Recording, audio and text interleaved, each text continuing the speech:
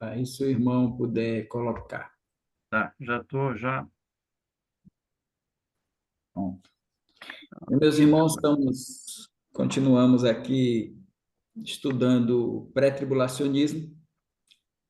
Essa é a primeira etapa, depois nós vamos para o pré-milenismo. Nesses últimos dois estudos, da semana passada e de agora, nós prosseguimos mostrando que a igreja, ela, na visão pré-tribulacionista, ela vai para o céu quando for arrebatada. Quando a gente diz isso, e os pós-tribulacionistas não creem que a igreja vai para o céu? Não creem. Claro que uma parte da igreja está no céu para o pós-tribulacionista, porque o crente, quando morre, vai para o céu, e estamos na era da igreja, e eles acreditam assim, mas a igreja, quando a gente fala igreja, é a reunião dos santos, esse corpo se completando, esse corpo, ele ainda não se completou, ele vai se completar e vai finalizar o número de todos os salvos da igreja quando ela for arrebatada. Aí, depois que ela for arrebatada, na nossa visão pré-tribulacionista, a igreja completa o número dos salvos, que nós chamamos de plenitude dos gentios, de acordo com Romanos 11, versículo 25. E, ao completar essa plenitude, Jesus arrebata a igreja e ela vai para o céu e passará lá um período, enquanto a terra estará em tribulação. Aí ela estará sendo julgada para se casar com Cristo. Então, no momento do arrebatamento, a igreja vai para o céu. Para o aliancista, a igreja desce para a terra. Ela é arrebatada, mas o arrebatamento não a leva para o céu, a leva apenas para os ares, se nós queremos chamar de céu, seria segundo céu, e de lá ela desce com Cristo para reinar aqui eternamente, porque eles não creem no milênio literal, não seria reinar eternamente. Ou aqueles que creem no milênio literal, reinar messianicamente, mas são pós-tribulacionistas. Todo pós-tribulacionista não crê que a igreja vai para o céu. E aí fica difícil inserir João 14, de 1 a 3, como um texto que se insere no arrebatamento. Para nós, está dentro. Ou seja, nós acreditamos em três textos consistentes para o arrebatamento. 1 Tessalonicenses 4, de 13 a 18, 1 Coríntios 15, de 51 a 53, e João 14, de 1 a 3. Os pós descartam João 14, de 1 a 3, e nesse estudo de hoje nós vamos mostrar a interpretação deles acerca de João 14. Então, o irmão Almir pode passar aí pode passar também esse slide. Então,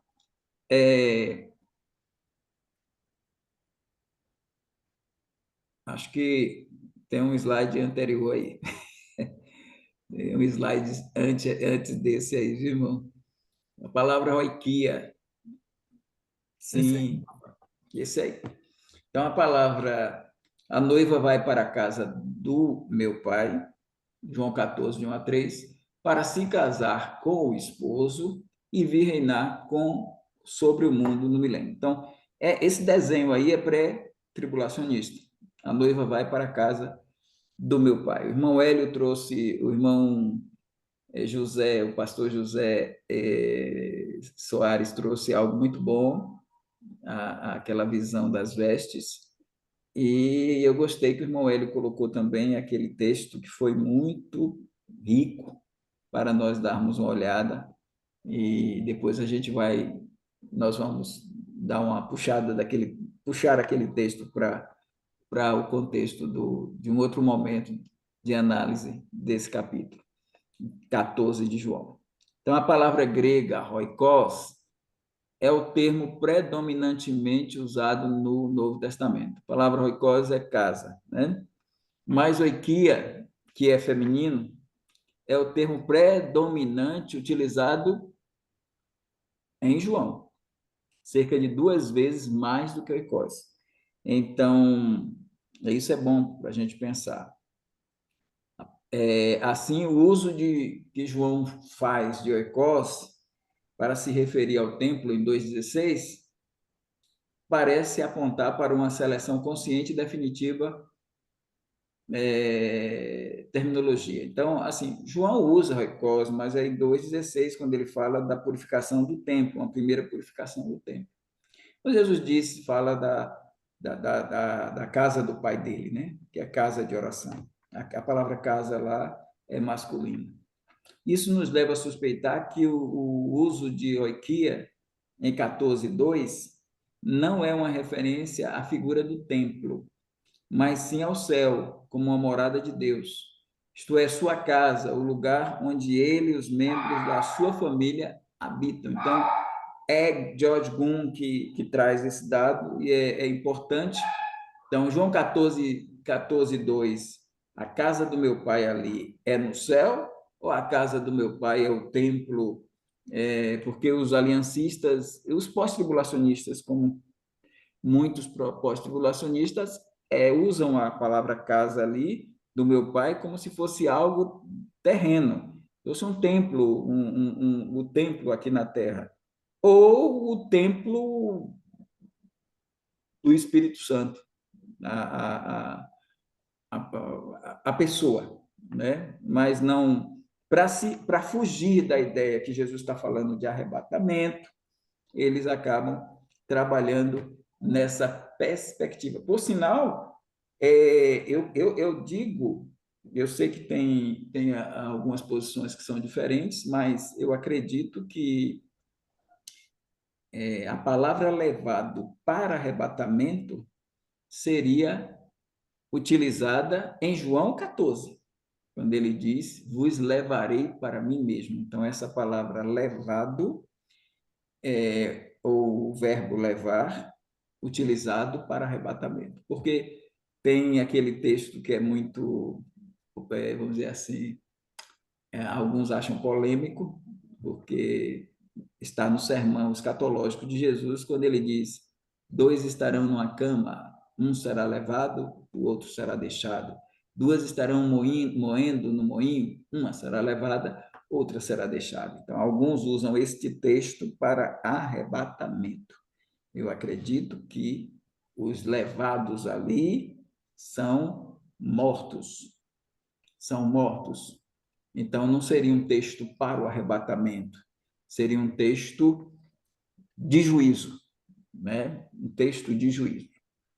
E esses textos, porque o sermão, o texto do sermão escatológico que apresenta para a palavra levado, estaria enfatizando a segunda vinda, o Armagedon, na volta de Cristo, quando Cristo voltar para inaugurar o seu reino, os levados serão os incrédulos e os deixados serão os crentes, não da igreja, mas aqueles que serão o núcleo do milênio, gentios e judeus.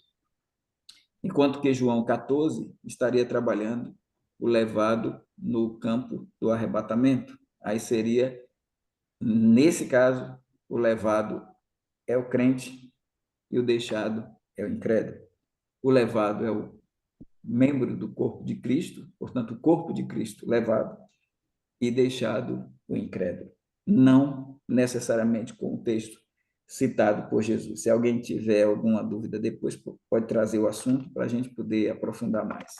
Mas vamos seguir adiante, irmão, para o próximo slide.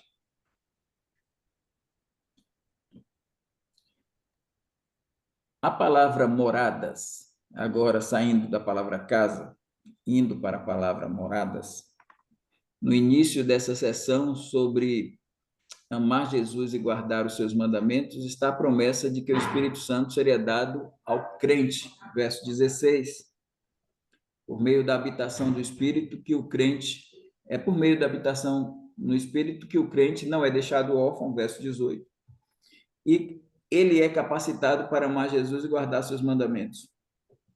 É o envio do Espírito de Jesus para habitar nos crentes que nos faz compreender a palavra moné, que é morada, no versículo 23, como situação do crente. Porque, assim, eles acham que, como tem contexto, aí eles dizem assim, não, mas se você tem morada, moné, quando ele diz, na casa do meu pai há muitas moradas, aí ele diz, se moradas está ali, no texto, moné, mas lá no 23 também tem moné, e está apontando para uma outra interpretação. E lá Jesus diz assim: se alguém me ama, guardará a minha palavra e será amado de meu Pai. E viremos para ele e faremos nele morada.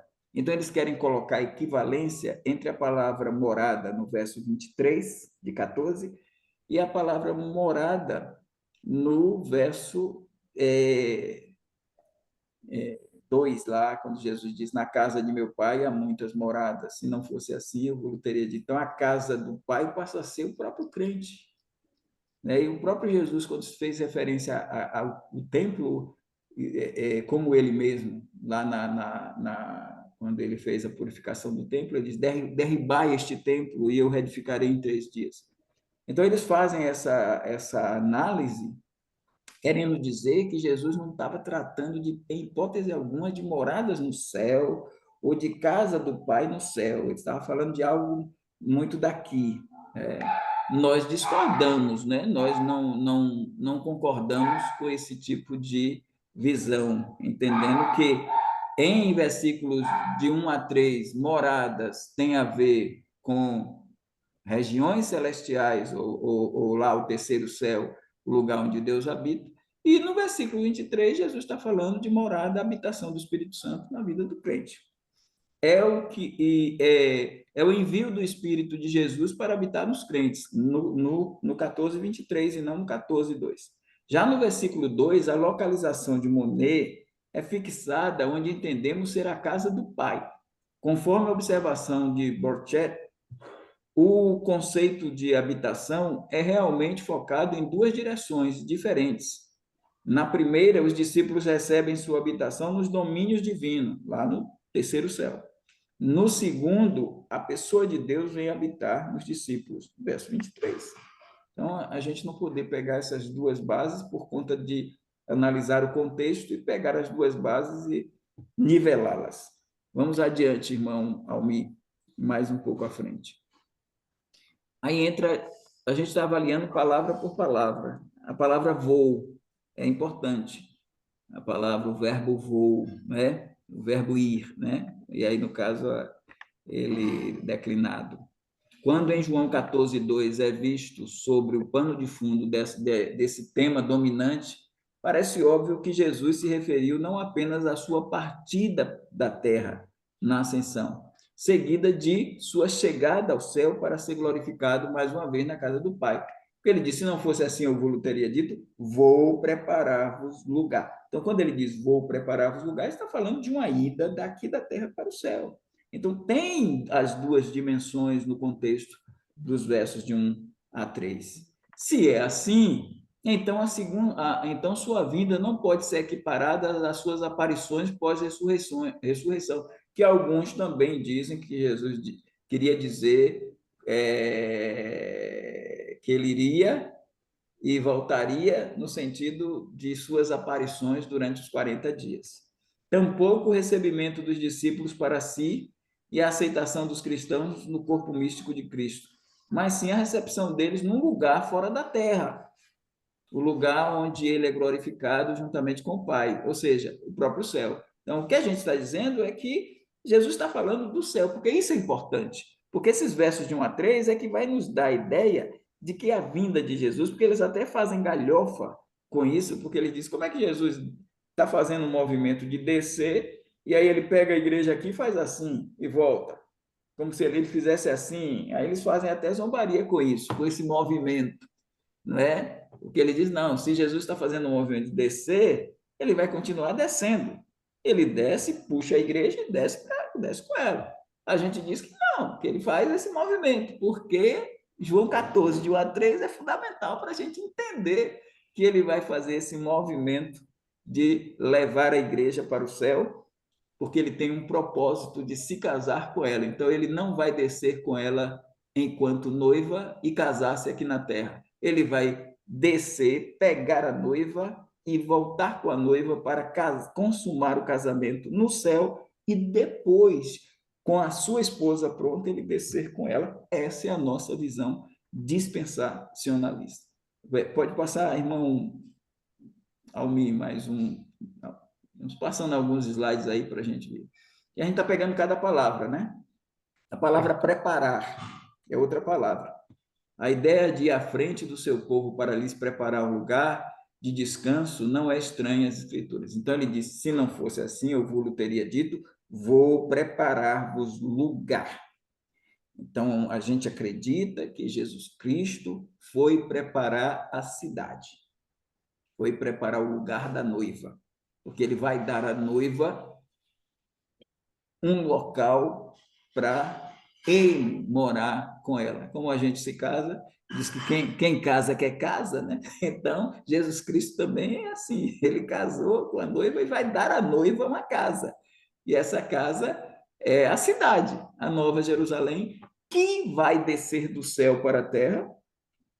E eu acredito que ele, como a igreja não está pronta, irmãos, como não temos a igreja no céu, no sentido pleno, temos uma parcialidade, melhor dizendo, uma parte da igreja, considerável sim, mas a igreja não está no céu e a igreja não está na terra. A igreja está no céu e na terra, mas a igreja ainda não está no sentido de que ela só vai estar quando ela estiver completa. E ela não está completa no céu e também ela nem está completa na terra. Porque até na terra ainda falta gente se converter para compor o número do corpo de Cristo, com o batismo no Espírito Santo funcionando para que esses membros se encaixem no corpo de Cristo. Então, como a igreja não está no céu, no sentido, entendo os irmãos, pleno, e nem está na terra no sentido pleno, a cidade não está habitada. Então, não é um negócio de a pessoa morre e vai para Nova Jerusalém. Quem disse isso? A pessoa não morre e vai para o céu. A Nova Jerusalém está pronta, mas a Nova Jerusalém não vai ser inaugurada no céu. A Nova Jerusalém vai ser inaugurada na nova terra, quando a igreja estiver pronta. E ela não vai ser inaugurada nem no milênio.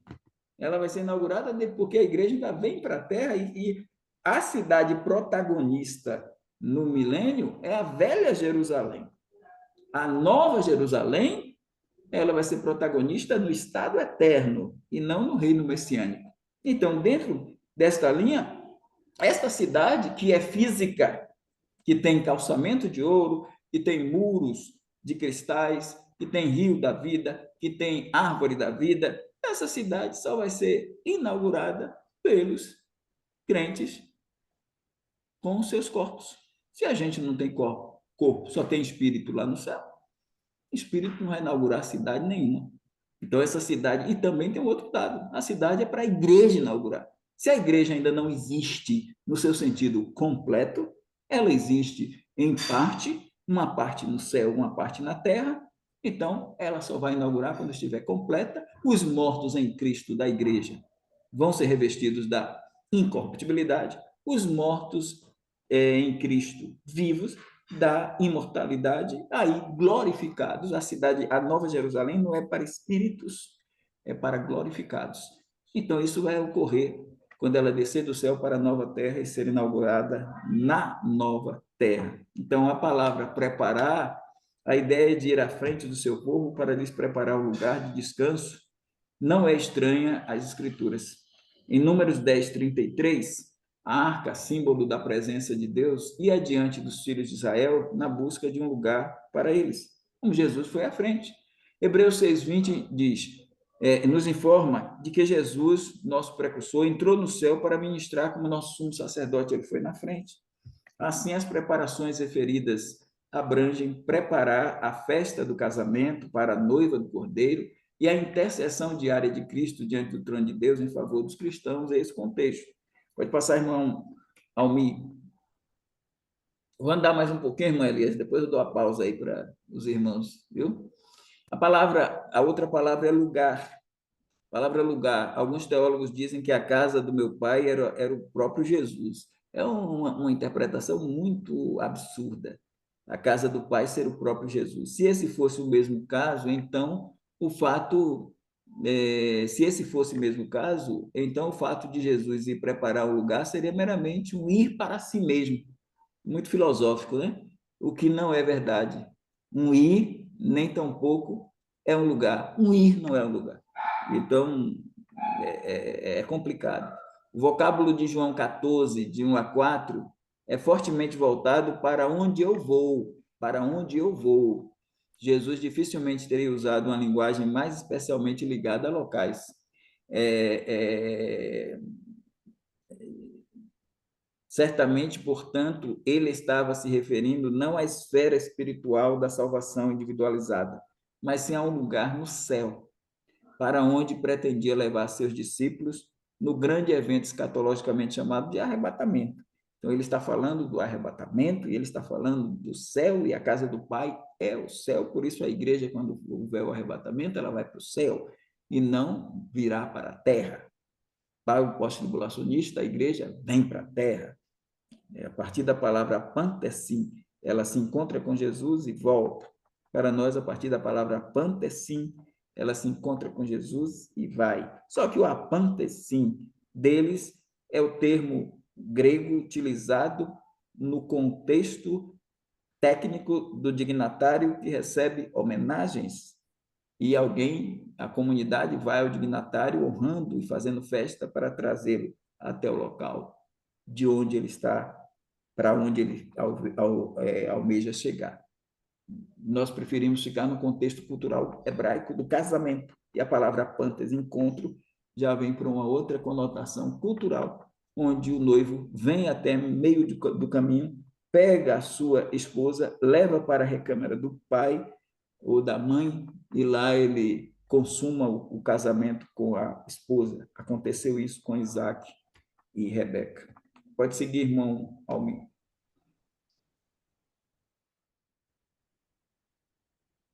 Pode ir para o outro. Isso. Aí vem a palavra voltarei. A palavra voltarei.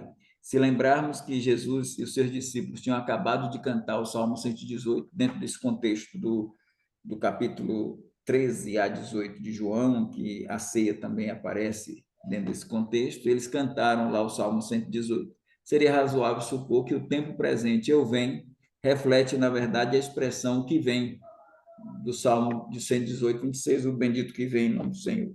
Jesus teria dito, portanto, assim, algo parecido com isso aí.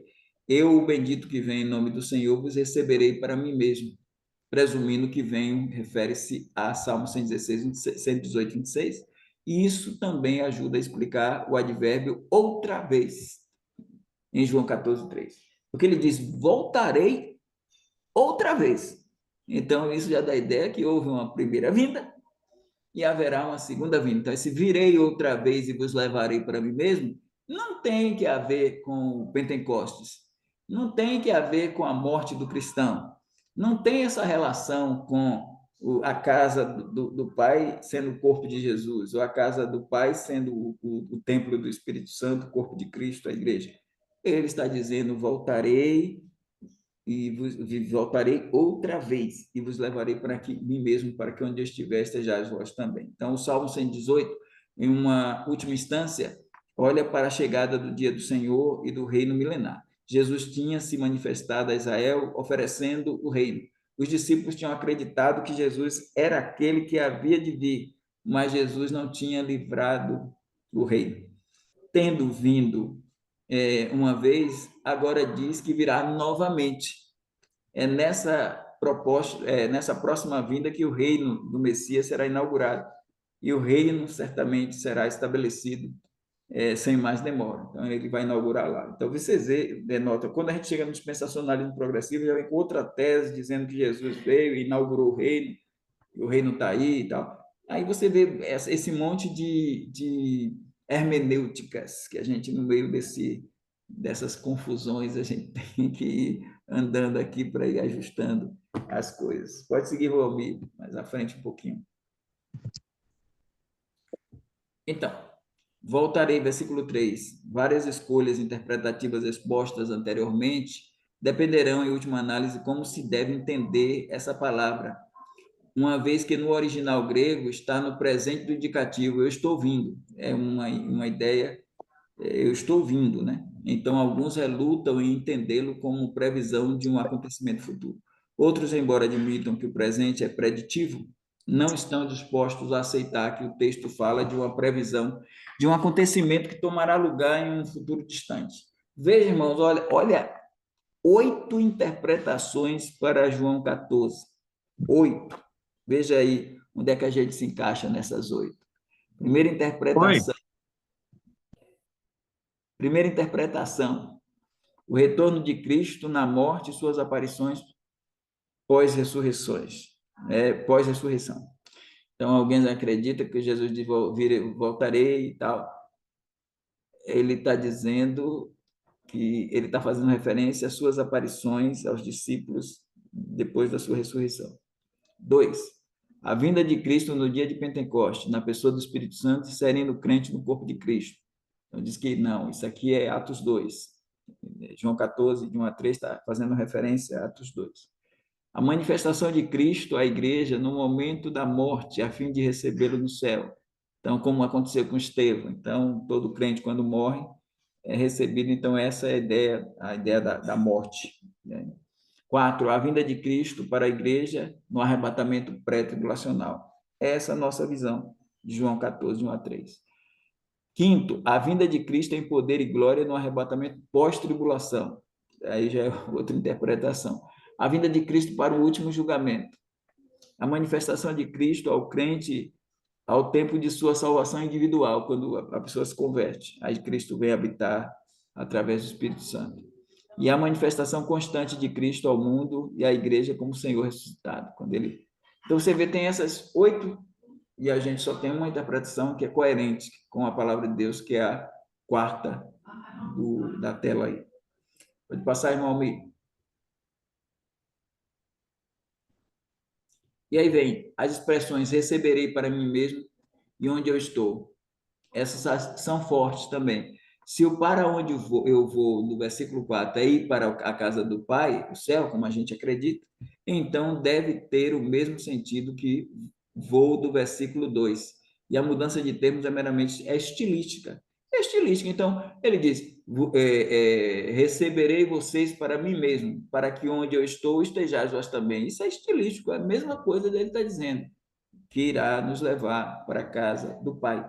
Então, a ideia geral seria essa. Sendo esse o caso, Jesus está prometendo levar os discípulos ao mesmo lugar para onde está indo, a casa do Pai, para onde ele irá levá-los. Ele disse, para onde ele irá levá-los? Ele disse que iria levá-los para onde eu estou. Onde é isso exatamente? No céu, que é na casa do Pai. Então, a ideia é essa: Jesus vai levar a igreja para a casa do Pai. Se isto estiver certo, se a nossa interpretação estiver certa, então o pré-tribulacionismo está forte aí. Porque nenhum deles, nem o pré-milenista histórico, nem o dispensacionalista progressivo, que, que é pós-tribulacionista, ou o aliancista, acredita que a igreja vai para o céu na hora do arrebatamento. Porque se o arrebatamento é pós-tribulacional, a igreja não vai para o céu. Não tem como. A igreja teria que descer. Se for aliancista, desce, a igreja vai ao segundo céu, volta com Cristo, de Jesus sai do terceiro céu, vem ao segundo, a igreja passa o primeiro céu, chega no segundo, e Jesus, ao invés de levar a igreja para o céu, desce para a terra e vai para o reino eterno. Juízo final e reino eterno. Isso é aliancismo. Ou dispensacionalista progressivo e pré-milenistas históricos, como George Eldon Led. A igreja, mesmo processo, e vem para o reinado milenar com Cristo. Essa é a visão. Nós estamos dizendo, de acordo com João 14, de 1 a 4, pelo que Jesus falou, ele vai ter um compromisso de levar a igreja até a casa do Pai.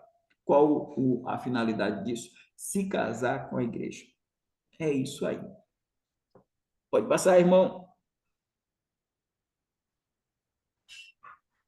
Pronto. Parte de contexto eu paro. Que agora com o irmão Elias. Pode fechar aí, irmão Almir, e aí os irmãos, acredito que deve ter algumas perguntas, por isso eu estou parando para, ou colocações que os irmãos queiram fazer. As perguntas. Boa noite, pastor Dilson. Seja bem-vindo, prazer em vê-lo. Pastor Ulisses também Boa entrou aí, noite, entrou irmão. cedinho, Boa noite. mas está aí também. Boa noite, prazer. Bem, pastor Boa noite, Ulisses, gente. tudo bem? Prazer em vê-lo. Então, tá bom, se algum dos irmãos tiver alguma colocação, alguma pergunta, por favor. Na realidade, o irmão Almir levantou a mão. Então, o primo e depois o irmão Daniel, certo? Isso. Pode ir, irmão Daniel. Depois eu faço, o irmão começou, É, pode. eu fiquei bastante intrigado quanto à questão do pastor José Soares sobre a questão do dote, né? E achei, não sei se seria agora que vai nos explicar aquela parte lá, pastor Evaldo. Irmão Daniel, eu gostei também. Agora nós temos uma, um slide um pouco lá na frente que a gente Ah, fala tá. do Kiddushim, a gente fala de alguns, como era todo o contexto cultural. E aí o que o irmão José Soares traz vai enriquecer mais Tá. quando a gente chega lá. Então, tá pertinho, né? Tá Porque bom. tá pertinho de chegar lá. Mas Obrigado. Então, primo, pode fazer a Então, sua. o pastor Evaldo, ele fala, se a nossa interpretação estiver correta, puxa, mas com uma explicação dessa, como foi, tão clara, né? Eu não vejo como ter interpretações diferentes. É claro que a gente respeita, né, quem pensa diferente, mas é tão claro, assim, de repente, para a gente,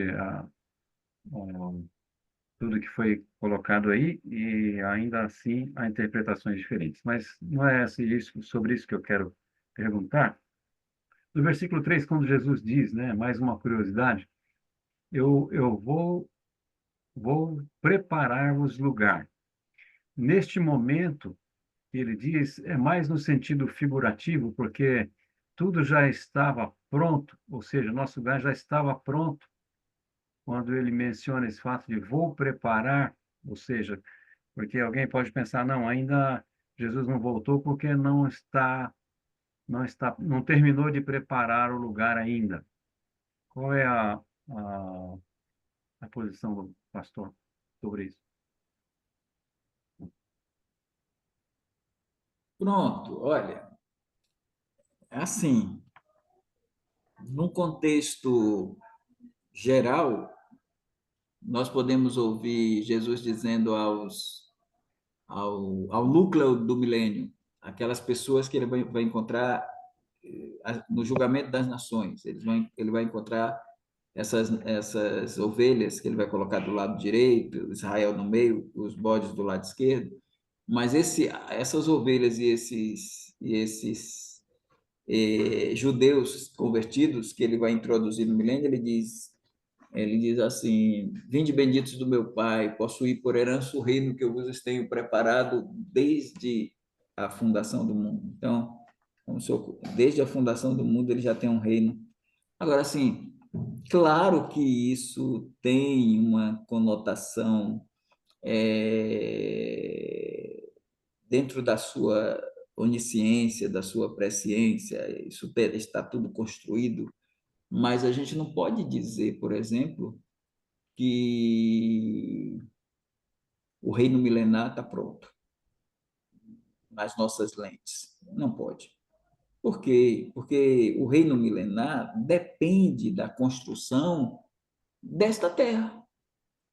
Depende de uma modificação nessa terra. Então, temos esta terra que foi construída há 6.000 anos. ela foi criada, ela foi desenvolvida, o universo foi desenvolvido, os céus e a terra foram desenvolvidos.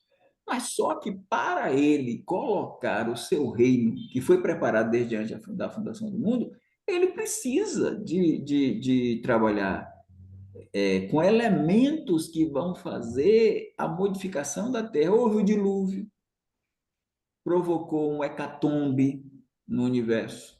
Então, houve, por exemplo, o deslocamento, de acordo com Henry Morris, o cientista muito bom cristão, ele diz que a Terra ficou deslocada do seu eixo com o dilúvio.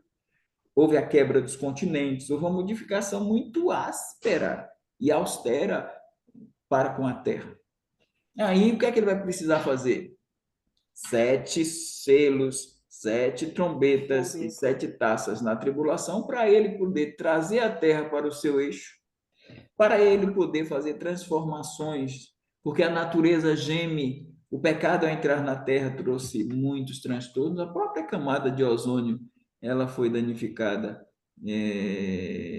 a partir dos raios ultravioletas do sol, que com a ação corrupta do homem, ele começou a desenvolver na sua tecnologia, ele acabou também ferindo essa camada de ozônio e provocando essas mudanças, e aí os raios já estão atravessando a camada, e por isso temos muitas pessoas com câncer de pele e explosão de dermatologistas.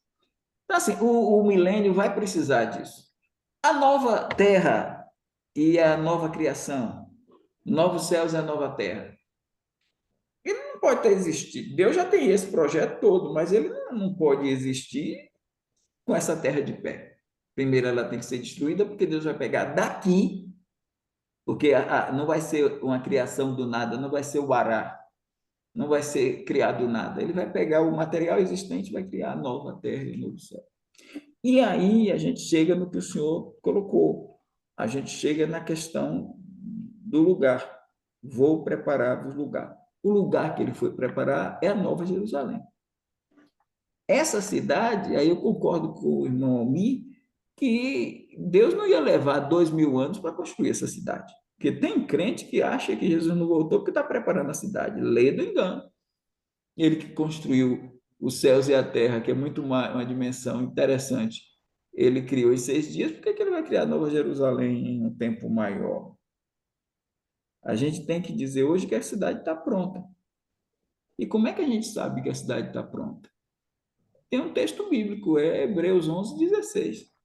Lá em Hebreus 11:16 tem a expressão: ele já preparou a cidade. Já lhes preparou a cidade. Então a cidade está pronta. Agora, quando ele disse vou preparar, ele não tinha preparado. Ele não tinha preparado, não. Ele foi a cidade de Nova Jerusalém, ela foi construída pelo Jesus Deus homem, pelo Jesus glorificado. É o Jesus carpinteiro. Ele construiu essa nova cidade, essa nova Jerusalém. Antes de ele vir ao mundo, não estava construída. Ele construiu quando ele foi assunto ao céu, pois assim ele disse: se não fosse assim, eu vos teria dito, vou preparar-vos lugar. Mas não é um lugar definitivo, né? Não é um lugar definitivo que eu digo assim, não é um lugar que está no seu lugar definitivo. Ele está lá, essa cidade-céu está lá, é uma cidade feita no céu, mas ela vem para a nova terra. Porque o destino eterno do cristão não é o terceiro céu. O terceiro céu ainda é lugar intermediário. O destino eterno do cristão é a nova terra. É a nova Jerusalém vem para a nova terra.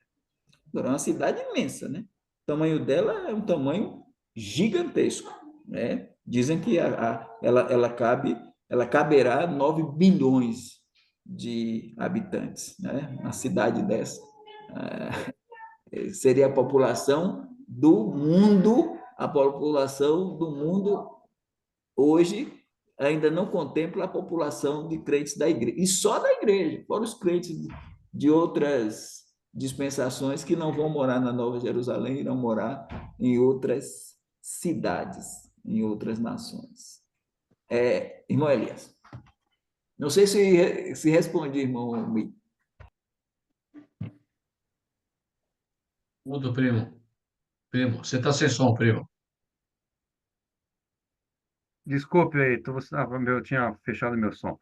Mas, pastor Evaldo, agora o voltarei, ele não está associado ao término do lugar? Eu creio que não.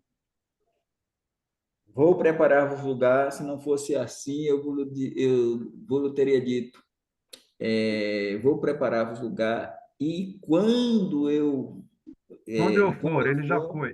quando eu for, Ele virei já outra. foi. Ele está mais condicionado ao quando eu for, virei outra vez, do que a uma condição de preparação do lugar. Ele diz que vai preparar o lugar, mas a ideia de preparar o lugar não está dizendo, ele não está dizendo o tempo que eu estiver lá na casa do meu pai é o tempo que eu estou preparando o lugar. Não, ele diz que está indo preparar o lugar. Está indo preparar o lugar. E ele diz: quando eu for e vos preparar lugar, virei outra vez. Mas esse quando eu for e vos preparar lugar, não necessariamente quer dizer o tempo da minha volta será determinado pela dimensão do preparo do local. Ele está apenas afirmando que ele vai preparar lugar e, em seguida, viria outra vez. Só que a vinda dele ela não está condicionada ao lugar. Hoje eu digo que a vinda dele está condicionada à conversão do último crente da igreja. Para mim, o que estará determinando a volta de Cristo, o elemento que determinará a volta de Cristo é alguém a última pessoa da igreja a aceitar Jesus. Eu acho que Deus colocou essa dimensão quando Paulo fala até que a plenitude dos gentios haja entrado. Acredito que é isso aí. Ok, obrigado. Cristina. Boa noite, pastor Evaldo.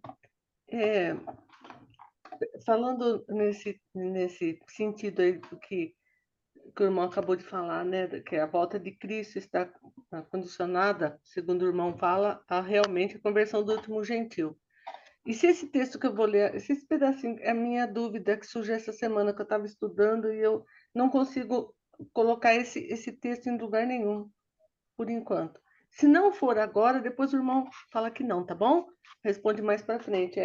1 Tessalonicenses, que a igreja era nova ainda, estava sendo perseguida, e Paulo escreve assim, ó, 2 Tessalonicenses 1,7.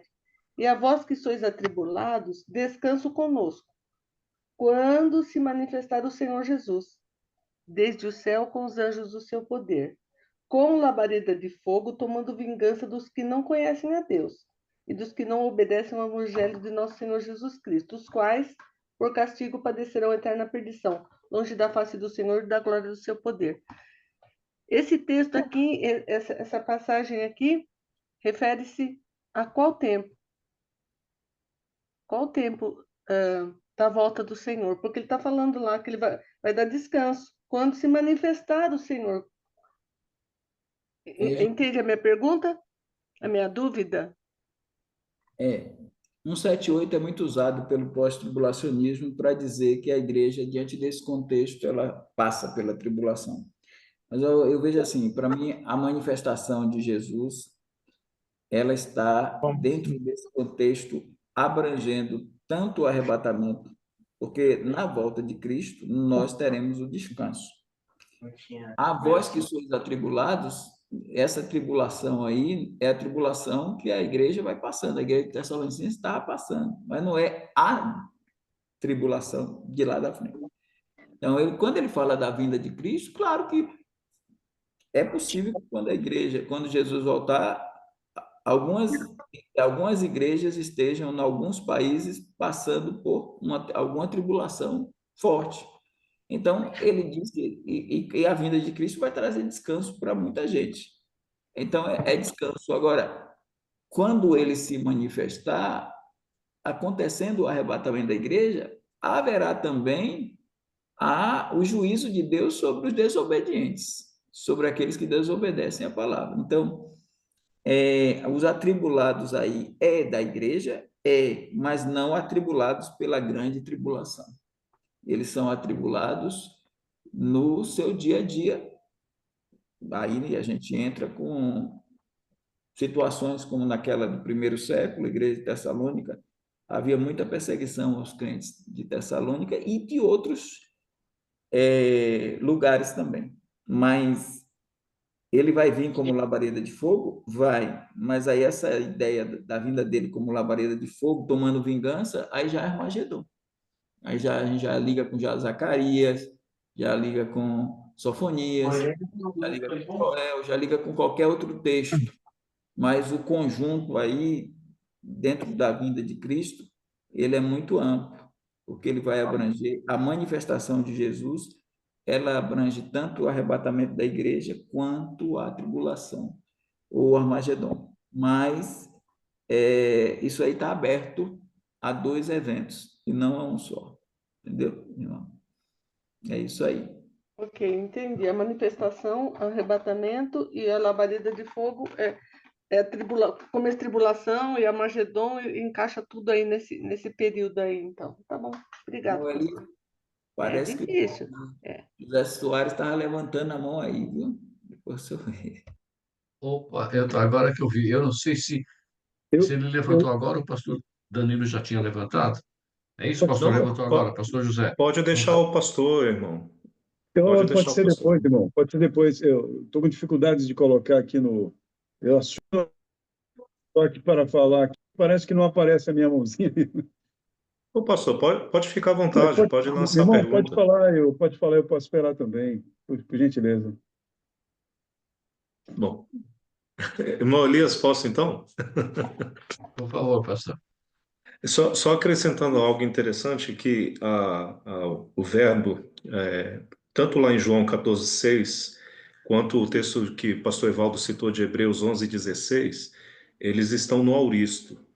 Só que lá em João 14,6, auristo subjuntivo ativo, e em Hebreus 11,16, auristo indicativo ativo. E geralmente o auristo ele trata de um processo, né? E pela indicação que o pastor Evaldo deu, de Hebreus 11,16, o auristo ali está no indicativo que aponta para o passado, ou seja, Jesus provavelmente, me corrija, pastor, se eu estiver equivocado, ele dá início à Nova Jerusalém ali em João 14,6, claro, na sua subida aos céus, e aí ele já tem terminado em Hebreus 11,16, ou seja, a cidade já estava pronta ali. Pelo menos a indicação do verbo apresenta isso, né? É mais ou menos isso, né, pastor? Pronto, agora ligado a essa questão também, o fato de estar no ativo indica que eles vão experimentar algo que nós estamos. E aí eu tenho uma pergunta, pastor, porque o senhor afirmou que a Nova Jerusalém, ela, digamos, está fechada temporariamente. Não teria o acesso dos salvos ou aqueles que já partiram com Cristo a essa cidade, né? Agora, eu fiquei pensando, pastor, por exemplo, tanto nesse texto de Hebreus 11:16, mas principalmente em Hebreus 12, a partir do versículo 22. Porque em Hebreus 11:16 fala sobre aqueles patriarcas que estavam almejando uma pátria celestial e tudo mais, e aí entra esse ponto da preparação de uma cidade que já foi preparada para eles, pelo menos é isso que o texto parece indicar. Já em Hebreus capítulo 12, versículo a partir do 22, diz que eles, ou nós, estaremos chegando ao Monte Sião, que é a cidade do Deus vivo, e aí cita a Jerusalém celestial, que até então penso que é a Nova Jerusalém, e a partir dali passa a indicar aqueles que, pelo menos na minha visão, estariam presentes nesse lugar, né? E não há distinção as incontáveis hostes de anjos, a Universal Assembleia, a Igreja dos Primogênitos, assim também como o próprio Deus e o Senhor Jesus Cristo, mediador de todos. Esse texto não estaria indicando mais ou menos a presença desse grupo nesse lugar? O que o senhor tem a dizer sobre esse texto em específico de Hebreus 12, 22? Irmão, pastor Danilo, olha, há até uma discussão em relação à cidade de capítulo 11, que pode até não ser a Nova Jerusalém, pelo fato de que os patriarcas não fazem parte da igreja, né? Eles, poderiam estar, e essa cidade poderia ser uma cidade que eles almejam a pátria, mas que ela estivesse relacionada mais com uma... Porque lá no capítulo 21 e 22 é dito que os reis da terra trarão presentes para essa cidade. Então, dando a entender que a gente tem outros na terra, outros nobres. Capítulo 12, eu vejo assim, o que é o aperfeiçoamento? A gente vai para a ideia da doutrina do aperfeiçoamento. Aperfeiçoamento é tornar perfeito. O aperfeiçoamento só virá Pode. na ressurreição dos salvos, que a gente vai conseguir esse aperfeiçoamento. Mas e as patas do Corujito? Paulo até ele usa a questão do perfeito, né? Ele diz que nós não somos perfeitos, depois ele diz que somos perfeitos. Lá do capítulo 3, parece uma contradição. Ele diz, não que eu seja perfeito, ou que tenha alcançado, ele está falando da ressurreição. E depois ele diz, nós que somos perfeitos, pensemos todos assim. Então, nós somos perfeitos no espírito, mas não temos a redenção ainda do corpo. A redenção do corpo nos credenciará a habitar a Nova Jerusalém.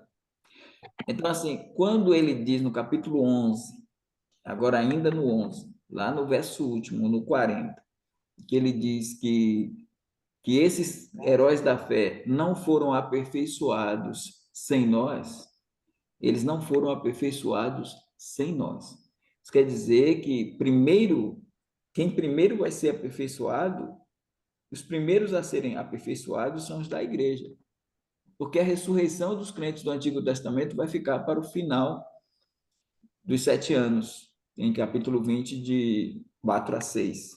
Aí nós temos o aperfeiçoamento. Então, quando fala desse Monte Sião aí, eu penso assim, o Monte Sião, ele tem fortes indícios na Bíblia de que a relação do Monte Sião é com o milênio, né? É dentro desse contexto do reino milenar de Cristo. E projetando para a eternidade, para o estado eterno também. Então, assim, a Assembleia Universal dos Santos, lá rolados no céu, esses crentes, eles estão caminhando para a Nova Jerusalém, para onde todos irão morar. Então, assim, eu não vejo uma parte da igreja no céu, assim, não consigo conceber uma parte da igreja no céu já aperfeiçoada. Eu vejo uma parte da igreja no céu ainda não aperfeiçoada. Estou falando no sentido da glorificação. Então, para mim, a glorificação é que vai ser o determinante para que esses crentes, para que Jesus pegue a fitinha, aquelas fitinha inaugural, e ele corte, e diga, agora sim, todos os salvos da igreja vão inaugurar essa nova Jerusalém. Porque é uma cidade que vai descer. Ela vai descer do céu para a terra. E quando ela descer do céu para a terra, não tem nenhum crente no céu, sabia? Porque os crentes estarão na terra, reinando a partir da velha Jerusalém, da antiga Jerusalém. Nós vamos reinar, então, aí sim os crentes ganharam, porque terra é assim. A gente na terra tem que estar glorificado, a gente tem que ter corpo físico. Ou como o irmão Elias, irmão, me abraça, corpo, alma e espírito, como Dilson e Evaldo abraçam, corpo, alma ou espírito. Aí a gente, mais o corpo, com a soma, né? Ou a soma e a pneuma, ou a soma, o psique e a pneuma. E aí a gente vem para a terra, pastor Danilo. Então, quando a igreja descer, ela desce glorificada. Então, ela vai subir, ela vai ser galardoada, ou seja, agora ela está completa, subiu, ela está sendo galardoada Agora, galardoada, ela vai inaugurar Nova Jerusalém? Não, ela galardoada vem com Cristo, reina 1000 anos por aqui, os crentes agora pisando a Nova Jerusalém, pisando a terra regenerada, estando aqui, vivendo por aqui, e aí agora, terminou o milênio, bota essa igreja onde? Com os crentes do Antigo Testamento. Eu penso que Jesus vai olhar assim, crentes da tribulação, crentes do Antigo Testamento, todos agora aperfeiçoados. A perfeição chegou para todos, para o reino milenar, todos aperfeiçoados. Agora, é claro que ainda vai ter o aperfeiçoamento dos crentes do final do milênio. Vai ter gente, viu? Porque ainda vai ter 1000 anos de gente sendo gerada. E de crentes que receberam uma transformação parcial, mas não receberam o aperfeiçoamento total. Quem vai receber o aperfeiçoamento primeiramente total é a igreja. Depois, no final da tribulação, o aperfeiçoamento total para os crentes do Antigo Testamento e os crentes da tribulação martirizados. Aí agora os crentes que no final da tribulação entraram no milênio, eles não foram aperfeiçoados. Quem tem a perfeição total? A igreja. Depois agora os crentes do Velho Testamento e os crentes da tribulação, perfeição total, o aperfeiçoamento.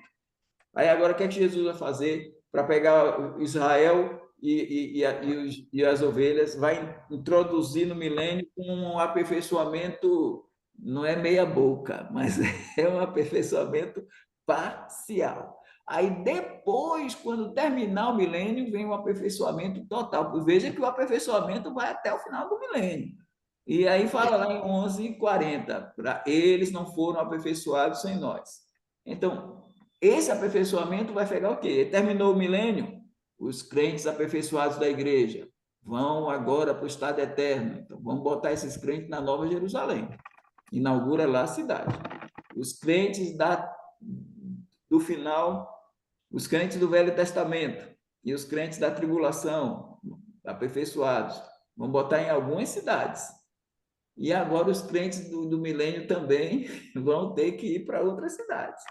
Aí você tem nações dos salvos indo levar presentes para a Nova Jerusalém, porque você vai ter muita gente aperfeiçoada, mas o aperfeiçoamento ele vai ser por etapa. Eu não consigo conceber a ideia de crentes que estão vivendo só os espíritos, as almas, agora já no céu, galardoados e na Jerusalém. Eu acho que para entrar na Nova Jerusalém tem que entrar galardoado. E no caso da igreja, ainda teria que não entrar logo na Nova Jerusalém, porque você não vai ter. Tem gente que ensina isso, mas eu queria um versículo que mostrasse que a Nova Jerusalém vai estar suspensa no milênio. Eu já vi muitos pastores ensinando que durante o milênio a Nova Jerusalém ficará no alto suspensa. Eu queria ver isso, porque eu não consigo ver quando se fala em milênio. Agora, quando se fala em estado eterno, sim, a cidade vai descer, mas ela vai ficar suspensa e ela estará como luminar para a nova terra, porque a cidade vai iluminar junto com o Cordeiro, iluminar a terra. Então, não haverá necessidade do sol, mas é na Nova Jerusalém e não na terra regenerada para o milênio. Então, eu não consigo ver assim. Agora, tem algum problema de a Nova Jerusalém não estar inaugurada, está vazia? Porque se o crente morre agora e vai para o céu, ele está no céu. Ele não está na Nova Jerusalém, é a cidade, mas o céu ele não está restrito só à Nova Jerusalém, o lugar que Jesus foi preparado. Eu vejo assim, pastor. Porque realmente para mim é um pouco difícil, pastor, desassociar. Porque, por exemplo, no versículo 6, Jesus ele dá uma clara indicação para onde ele iria e para onde os discípulos iriam, nesse caso, para a presença de Deus, onde as moradas estariam sendo construídas, né? E o fato de ser uma morada indica realmente um cômodo, uma casa. E pelo fato de estar no ativo, indicando que eles iriam experimentar, para mim também fica um pouco difícil, por exemplo, pensar na possibilidade de os discípulos já desde aquela época subirem aos céus e ver a Nova Jerusalém, porque pela indicação que todos esses textos que foram lidos trazem, é que a Nova Jerusalém é vista por eles, porque está na casa do Pai, né? E eles estarem ali olhando a Nova Jerusalém com os portões trancados. E onde que eles estão? É em outra morada? É no puxadinho? Mas Então, assim, a Nova Jerusalém é a cidade da igreja, é um uhum, fato. Agora, quando Jesus subiu, ele levou milhares de espíritos de crentes do Antigo Testamento, que ele tirou do sim, seio de Abraão e levou para lá. E sim. aí, esses crentes do Antigo Testamento já estão morando lá na Nova Jerusalém. E como é que fica? Então, Porque assim, ma- mas aí eu, que entra Hebreu, para mim, entra Hebreus capítulo 12, 22, pastor, porque mais uma vez, é a interpretação que eu faço, porque ali diz claramente que a Universal Assembleia, a Igreja dos Primogênitos e os justos aperfeiçoados, que sempre interpretei como os santos do Antigo Testamento. agora, como é que eles Então, estão aperfeiçoados sem a ressurreição? Essa é a mas questão. será que essa questão do aperfeiçoamento que é indicado lá em Hebreus 11:40 não esteja tratando, por exemplo, da questão da plenitude da salvação? Porque eles Mas aí, entendiam pela fé que receberiam a mas aí expiação, né, a remissão, mas Hebreus só 11, com Cristo que isso aconteceu. mas Hebreus 11:40, então, não perderiam uma força, porque diz que eles só iriam ser aperfeiçoados depois de nós. Mas na hora que Jesus pega os espíritos dele e leva para o céu, eles chegam primeiro. Porque na ascensão, você não tem um crente da igreja subindo ao céu. O primeiro crente da igreja que vai subir ao céu é Estevão no capítulo 7. Mas eles estão indo no capítulo 1. Eles estão subindo ao Entendo. céu no capítulo 1. E todos os crentes do Velho Testamento estão sendo tirados do seio de Abraão e estão sendo levados. Se esses justos aperfeiçoados são os crentes do Antigo Testamento chegando no céu e indo para Nova Jerusalém, eles estão sendo aperfeiçoados antes de nós. E aí lá é dito que eles não alcançaram a promessa. Eu acho que a herança é dada quando é a adoção, é a ideia da adoção. Eles vão ter adoção? Vão ter, mas a adoção deles vão vir depois da nossa. Nós somos os filhos maiores de idade, os ruiós. Eles são os Uhum. paidinhos, os filhos menores de idade. Então, a gente fica numa posição mais elevada. Então, assim, eu acredito que a ideia de aperfeiçoamento é a ideia da glorificação e que a cidade de Nova Jerusalém é uma cidade glorificada, que está lá em Hebreus 12 mesmo. Mas eu acho que essa ideia de Hebreus 12 é uma ideia mais escatológica do que uma ideia já definida para momentos de agora. Primeiro, porque é interessante a questão dos galardões, né? Se a Nova Jerusalém for uma cidade galardão, como isso tudo seria dentro do contexto dos galardões, de receber as recompensas, de ter os galardões sendo colocados, então as coroas, então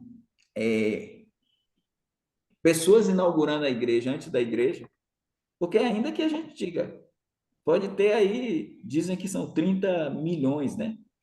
30 milhões de crentes assim que fazem parte da igreja, já morreram, né? Já morreram. Uhum.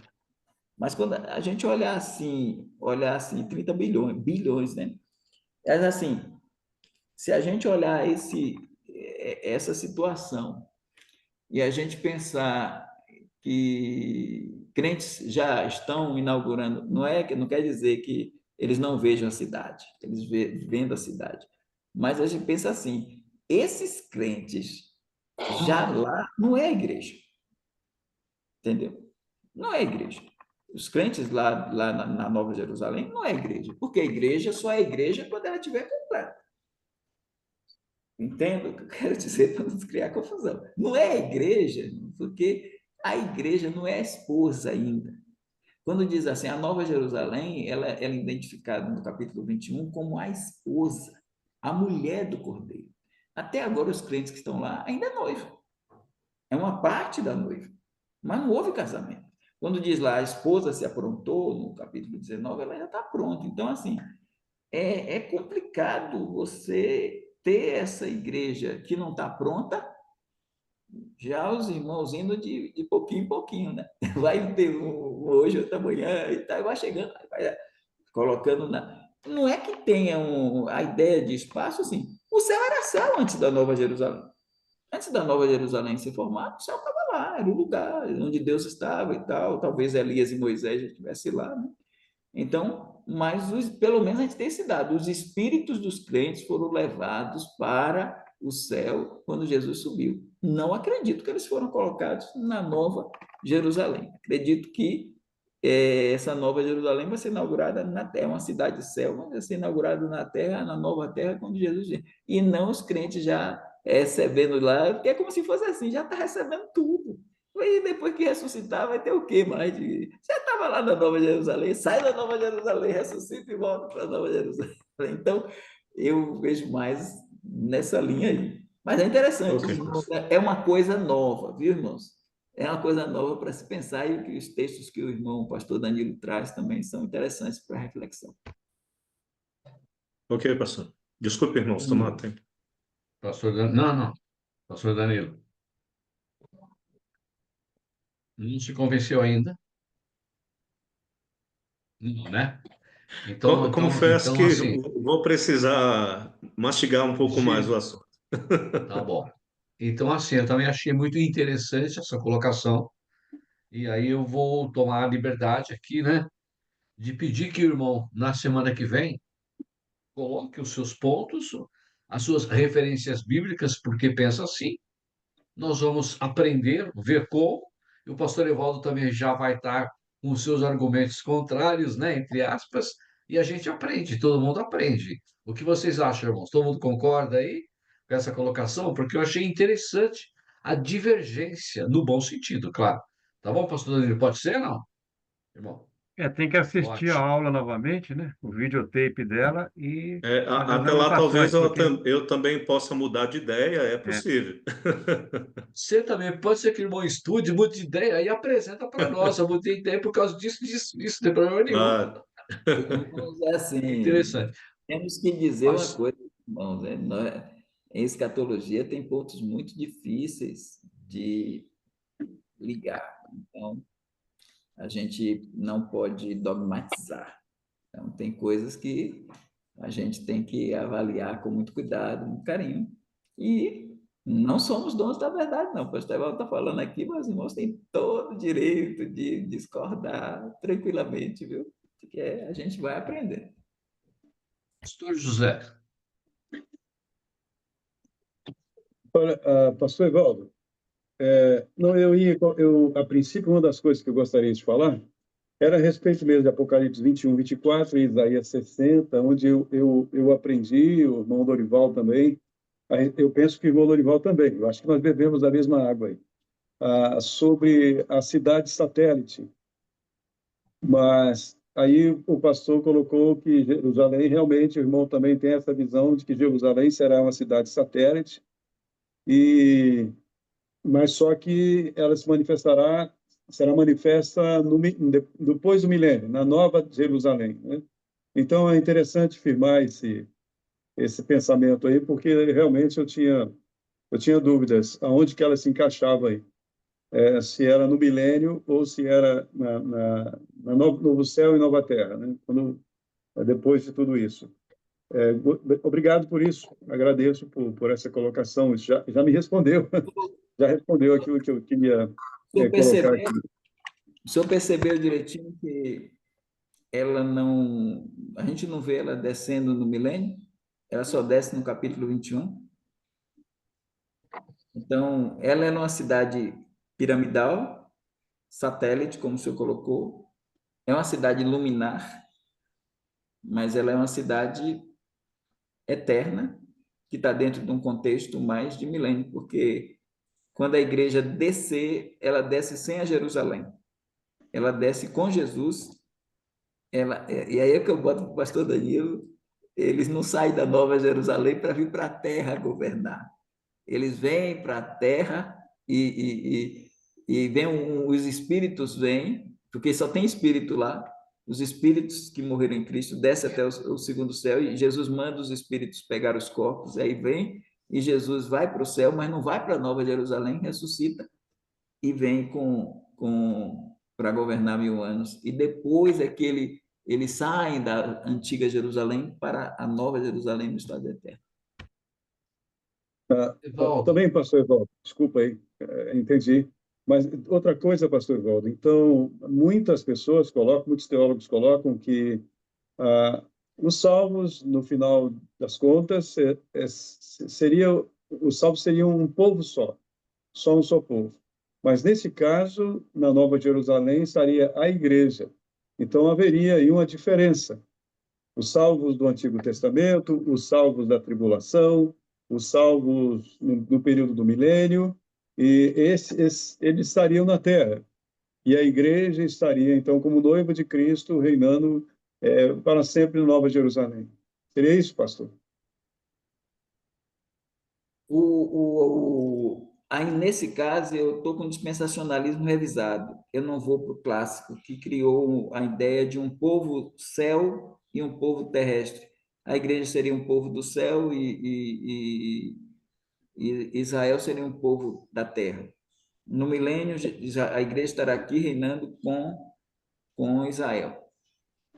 Mas e a Nova Jerusalém, pastor? Não estou me referindo ao milênio, estou me referindo à nova terra.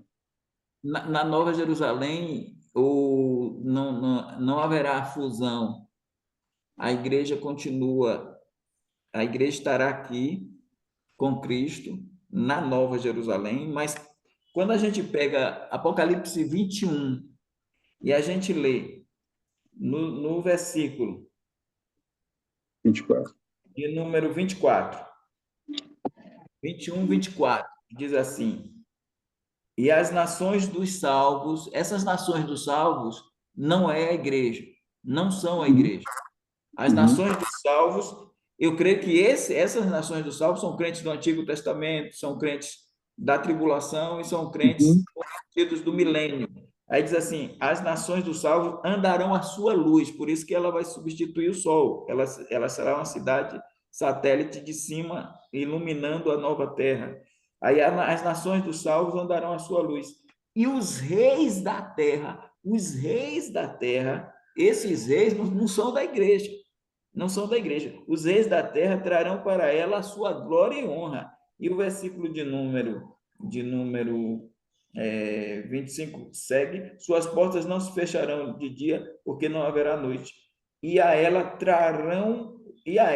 os reis da terra trarão a glória e honra das nações. Veja bem, das nações, quer dizer, há milhares de nações fora a igreja que estarão ali trazendo os reis dessas nações, trazendo presente. Então, são pessoas do Antigo Testamento com pessoas da tribulação convertidas e pessoas do milênio, porque a igreja está nessa fase aí de Atos 2 a Atos 2. A ideia, pastor, que isso me passa, por favor, se eu estou errado, me corrija. A ideia que isso me passa é quase que como se a igreja operasse como uma espécie de sacerdote, de mediador, ou até mesmo alguns dizem que esse era o papel de Lúcifer, que ele levava os louvores a Deus, né? É uma ideia que tem aí, né? Não sei o que o senhor pensa a respeito disso. Agora, o que, né, as nações andando sob a luz da Nova Jerusalém. Jesus diz: vós sois a luz do mundo, né? E primeiro ele diz: eu sou a luz do mundo. Então nós refletimos a glória dele nesse sentido e proclamamos a sua glória, a sua salvação, somos seus embaixadores.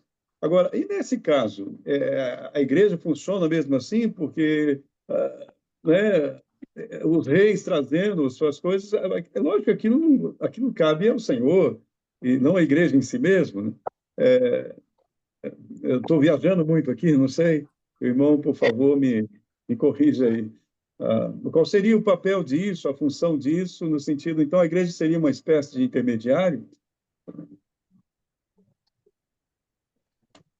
Assim, o próprio reinado de Cristo, ele entregará o reino ao Pai, Deus será tudo em todos, mas fala-se também de um reinado eterno, né? De um reinado eterno.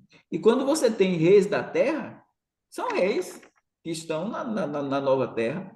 Então, a igreja assume um protagonismo muito maravilhoso, porque ela é esposa do Cordeiro, ela está casada com ele. Então, isso aí é algo eterno, né? É algo eterno. E aí, essa ideia do sacerdócio que o senhor colocou, nós seremos feitos reis e sacerdotes e reinaremos sobre a terra. Isso encorpa o milênio? Encorpa. Mas por que não também, nesse contexto lá futuro, estaria também a igreja assumindo esse protagonismo ao lado do seu rei, do seu esposo? E você vê também gente de posição na nova terra, porque são nações do salvo e diz que são reis que irão lá levar os presentes e as honrarias, né? É algo Obrigado, assim. pastor Evaldo. Ainda bem que não vamos ter pecado, né? Porque a inveja, nesse caso, seria um problema.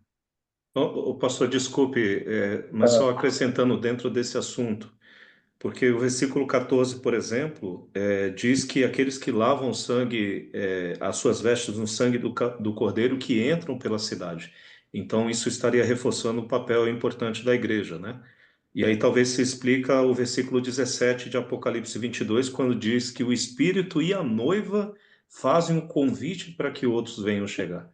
Então, traz essa ideia de sacerdócio? Mas é uma coisa boa que o pastor complementa aí, o pastor Danilo. Então, reforçando essa ideia de um sacerdócio eterno. Porque o próprio Jesus é chamado o sacerdócio dele é chamado de eterno. Não é ele já está 2000 anos lá no céu exercendo o sacerdócio, mas parece que o sacerdócio dele prossegue e a igreja estará com ele nesse protagonismo, porque é uma união para sempre. É o que o irmão Almir falou, a perfeição, a coisa linda de essa união é eterna, é a união entre Cristo e a igreja. Claro, ele governa sobre Israel étnico durante 1000 anos, mas no campo eterno é a sua esposa e a igreja que é formada de judeus e gentios. Israel está dentro desse conceito, porque a igreja é formada de judeus, de ambos os povos. Deus derrubou a parede de separação. Agora você tem a igreja e você tem as nações dos salvos, que são pessoas também beneficiadíssimas, mas claro que não é um sacerdócio no sentido de exercer alguma coisa em relação a pecados, essas coisas. Já passou, o pecado já foi embora, não tem mais essa questão do pecado. É mais uma questão de honraria e não mais uma questão de necessidade de um derramamento de sangue, né? Para isso. Claro que o pastor colocou os lavados no sangue de Jesus, que são todos, né? Todos tendo esse direito, mas passa essa ideia do sacerdócio, sim. Nação santa, sacerdócio real, né, pastor?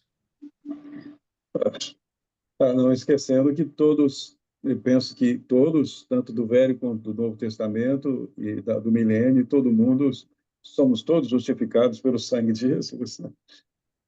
Na realidade, né? Não há outro meio, não há outra justificação que não seja essa, não é? Agora, pastor, uma outra pergunta, por gentileza. Desculpe se eu estou falando demais aqui. Mas, os salvos do Velho Testamento no milênio, pastor, eles não terão lugar? Vou querer só que Pastor, o irmão meu, irmão Elias, repita aí o que o pastor perguntou, pastor José, porque o áudio dele, para mim, eu estou encontrando alguma dificuldade de entendimento na fala. Mas aí acho que é problema meu aqui. Mas aí, irmão Almir, o irmão Elias pode me ajudar, que eu estou entendendo melhor o áudio deles. Ele está perguntando sobre os salvos do Velho Testamento, o lugar deles no milênio. Foi a pergunta que a colocação do pastor José. Isso. O lugar dos salvos do milênio é lugar de honra também, porque eles vão primeiro, em capítulo 8 de Mateus, acho que é verso 12, Jesus Cristo diz que muitos virão do Oriente e do Ocidente e assentar-se a uma mesa com Abraão, Isaque e Jacó no meu reino, então, ou no reino dos céus. Então, eles vão ter lugar de honra.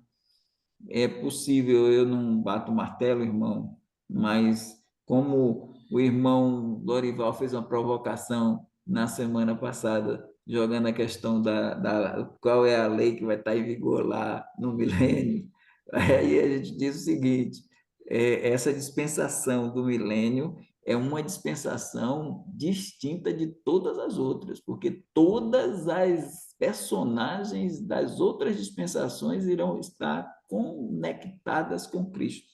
É a dispensação da plenitude dos tempos. A Efésios 1:10 diz que todas as coisas vão convergir para Cristo. Se todas as coisas vão convergir para Cristo, então é possível até que Davi seja corregente com Cristo, como alguns clássicos defendem, porque Davi vai estar por aqui. Mas o texto parece dizer que é Cristo que é o Davi, que é o filho de Davi. Mas eu não duvido que Cristo coloque o Davi para estar reinando ao lado dele, além da igreja estar reinando com ele. Então, vai ter muitos cargos de honra para esses discípulos. Mas, irmão pastor José Soares, o que é nos dito pelo próprio Jesus é Mateus 19, 27, 28. Ele diz lá que, quando Pedro perguntou, que receberemos nós que deixamos tudo e te seguindo? Era o problema lá do rico. Aí ele disse, vós que na regeneração, milênio, o Filho do Homem se assentar no trono de sua glória, trono de Davi, vos assentarei sobre 12 tronos para governar as 12 tribos de Israel. Então, os 12 apóstolos estarão governando as 12 tribos de Israel. Então, os crentes do Velho Testamento serão governados por Pedro, João, Mateus. Então, eles vão ser governados por Cristo. As 12 tribos são governadas por Cristo. E Paulo diz, escrevendo aos Coríntios, capítulo 6, não sabeis vós que os santos hão de julgar o mundo? Então, a igreja, a outra parte da igreja, que não os apóstolos, vai governar as outras nações. Então, serão governados, alguns poderão ter lugar de honra que Jesus vai dar, isso aí pertence a ele, e eles vão ter, sim, um protagonismo também durante o milênio, ao participarem do reino. Muito obrigado, pastor Evaldo. Muito obrigado. Me esclareceu bastante coisa aqui. Uma última coisa, se me permite, posso? Se tem alguém para falar, eu que me calo aqui. Mas se não, eu teria uma última coisa. Podemos falar, já passamos o tempo, mas vamos em frente aí. Vamos lá, pode falar, pastor. Depois do Não, pastor Lorival aí a gente. eu só estaria saindo do campo das profecias e entrando na especulação agora. O pastor falou sobre a questão do terremoto, que o eixo da Terra foi mudado, e coisas de preparação, por exemplo, a Terra também estaria sendo preparada desde já para o tempo do milênio, né? Então, os irmãos talvez ouviram falar sobre isso, que no terremoto do Haiti houve um deslocamento no eixo da Terra. Alguém já ouviu falar isso? Os cientistas chegaram a dizer isso, que o terremoto foi tão grande que houve um deslocamento no eixo da Terra. E depois, agora, recentemente, nós ouvimos falar dos bolaines, ali na região do Mar Morto, né? Onde está tendo peixes, o Mar Morto, algumas partes dele está secando e nas suas margens estão abrindo crateras e com água doce e peixes estão surgindo ali, né? Então, pastor Evaldo, caminhamos então naquela direção da preparação do milênio, da Terra para o milênio? Não sei se me fiz claro. Eu queria dar uma sugestão, pastor Evaldo, se possível. É, Parece que quando vai chegando para o nosso final, os temas vão surgindo e a gente não consegue terminar, né? Então, a sugestão que eu dou é que a gente pudesse retomar na semana que vem com essas colocações que foram feitas, especialmente falando aí no caso da Nova Jerusalém, que foi citado aqui, que é um assunto interessantíssimo. Não sei se futuramente nós vamos chegar nesse tema, se especificamente do milênio e da Nova Jerusalém. Se formos chegar, a gente espera. Mas se não, a sugestão que eu daria é que recomeçássemos na semana que vem exatamente aonde paramos hoje, nesse tema, pastor Evaldo. Não sei se é possível, pastor Danilo, com a colocação dele, o pastor José com isso que ele falou, e o pastor Lorival, não sei se o que vai perguntar, mas se puder ser para a semana que vem, pastor, eu agradeço muito. É possível ou não? Lembra que eu já tinha uma pergunta aí pendurada da semana passada, né? E, Então por começa sinal, com você na. colocado com- aqui novamente hoje, né? Quando o pastor falou que a questão do derramamento de sangue, porque vai ter derramamento de sangue no milênio, né? Ah, Tem até uma ovelha vermelha aí que já estão se preparando e tal, mas eu entendo que essa questão de sacrifício no milênio tem uma conotação diferente da lei, né? Então É, era nisso que eu queria conversar, mas acho que hoje não vai dar tempo. Vamos deixar para a gente começar nesse tema. Então, pastor Lorival, a honra vai ser sua, com as duas perguntas suas, e aí a gente vai para o pastor Danilo e para falar sobre milênio, a Nova Jerusalém e a colocação do pastor José por último. Pode ser? Porque nós já estamos com 22h39 e já estamos adiantados. Pode ser, irmãos? É, Concorda ou não? Pode ser? realmente o tema aí que foi estudado sobre esse entendimento precioso, né? Caberia algumas perguntas, eu também ia fazer, mas o tempo acabou. Então seria realmente Então, interessante vamos. voltar, Aham. porque cabe realmente algumas perguntas aí. Estou saindo da Muito. reunião hoje muito feliz em saber da importância da igreja, né? Apesar de que para Deus, né? Eu creio que não haverá essa diferença, mas realmente estar ali com esse papel preponderante ao lado de Cristo, realmente não tinha ainda entrado ou estudado essa parte, fiquei bem interessado, então eu creio que na próxima semana podemos, se voltarmos, será muito bom. Sim, eu agradeço aí a presença de todos. Estou extremamente honrado hoje. Hoje nós temos 6 homens de Deus, 6 pastores que estão aqui e nós estamos aprendendo com eles. Né, irmão Daniel? Primo, irmã Cristina, irmão Klaus que já saiu.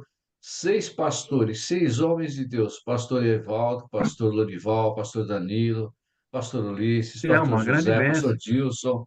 Me É sinto muita honra pequenininho para assim, ó. nós, é, primo? Hã? Pequenininho aqui. É. Ei, Me mas, sinto... ó, vocês não vão fugir, não, hein? Eu ainda quero ver a aula de vocês dois, viu, meus queridos? Eu não peguei o início do escatom, não peguei vocês falando, né, dando as aulas. Não. Quem somos nós perante, né, esses homens todos? Pois é. Então, Somos grande honra. todos pecadores, meu querido, Isso somos, mas e muito servos do obrigado, Senhor. irmãos. É, Amém. muito Amém. obrigado, irmãos. Agora, eu honestamente, eu fiz a agenda, eu não me lembro quem coloquei para terminar a oração lá. Não lembro qual pastor que eu coloquei. Não foi o Estou tão Dilson? aqui.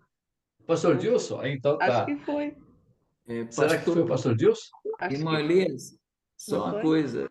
Fala, pastor. Tá muito bom. E o irmão José Soares anotou um bocado de coisa aí, foi muito bom. E ele fez uma pergunta na semana passada, o irmão pastor Lorival, e agora ele ia fazer mais uma. A gente pode abrir, como já fez algumas vezes, na semana que vem, faz a abertura dos trabalhos com os Perguntas. questionamentos, as colocações, Isso. e posicionamentos e questionamentos para a gente poder partilhar, tá bom? Verdade. Tá Exato. bom, eu vou anotar aqui. Eu vou anotar aqui, tá bom? E a gente começa com os dois aí, tá bom? Vamos falar então para a gente terminar. Muito obrigado a todos. Uma vez, só pastor Ok. Gilson, por favor. Amém. Vamos orar. Irmãos, eu não entrei mais cedo, mas tem a notícia do pastor Zé Bezerra? Sim, se ele fez, Conseguiram me ele ouvir ou mandou. está ruim a internet? Ouvi. Ouvimos. Ok. Pastor, ele, É que para mim ele tem hora que fez. está picotando os irmãos. Tá. Então, ele fez. Eu posto aqui no grupo, tá? Ele fez e foi tudo bem, eu posto no grupo, tá bom? Ok, irmão. Ok. Amém. Maravilha. Ô, irmão Almir, Sim, só para avisar que disse que o arrebatamento começa primeiro pelo Brasil, viu? é. É, então, Eu tô, Eu estou voltando amanhã. Volta correndo, hein? Vamos orar então, irmão. Grande Deus, nós te damos graças pela a tua bondade, pela tua palavra, pelo privilégio que nós temos de estudar, de aprender e a cada dia continuar conhecendo o Senhor e que nós possamos prosseguir a conhecer a cada dia. Nos ilumine, nos dê o entendimento que nós precisamos para melhor te servir, para ajudar a outros a estar dentro da verdade. Sim. Que o Senhor continue capacitando os professores desse grupo, nos ajudando a nós, alunos, a absorver e crescer na graça, na verdade e no conhecimento de Cristo. Amém. Somos gratos, Senhor, pela cirurgia do pastor Zé Bezerra, pela maneira que o Senhor conduziu tudo. Obrigado pela tua bondade. Ajude o teu servo e dê a ele plena recuperação, dando forças ao teu servo, também cuidando da irmã Donizete nas suas limitações. Graças damos ao Senhor, pois o Senhor tem cuidado de nós, mesmo com algumas limitações, alguns desconforto físico, mas somos gratos, porque estamos melhores do que muitos outros aí atrás de nós. Nos dê força, nos dê uma boa noite, a recuperação, ao irmão Almir nessa viagem, o retorno, que o Senhor dê a graça, como o Senhor levou, traga, guardado e protegido pelo Senhor. Cuide de nós, Senhor, cuide dos nossos filiados, a mão, Senhor, cubra de no santo nome de Jesus. Amém. Amém. Uma boa noite. Amém. Amém. Obrigado, irmãos. Boa Amém, noite. amém. Ô, Obrigado, irmã boa noite. Cristina, Deus está perguntando por que tu ristes? Hã? Irmã Cristina, por que tu ristes? Porque a alegria do Senhor é a nossa força, pastor. Amém. Glória a Deus. Amém. Por isso que Glória a eu tô Deus. rindo. A alegria Aí. do Senhor é a nossa força. Almir, você Boa tem que noite. voltar logo, rapaz. Prazer em ver os irmãos aí. Falaram tanto de pastores no grupo, tem até profeta agora, hein? Pastor Dilson está de brincadeirinha. Está de brincadeirinha. Um abraço para vocês, meus queridos. Abraço. Até a próxima. Mais, meus irmãos. Abraço, Deus abençoe. irmãos. Valeu. Bom descanso. Obrigado. Obrigado, pastor Evaldo. Muito obrigado. Obrigado, pastor José. Boa noite. Pastor Luiz, pastor Dilson, pastor Boa noite. Lorival, pastor Danilo. Amém. Um abraço, pastor Evaldo. Outro pastor Zé. Os pastores. Deus abençoe. Amém. Amém.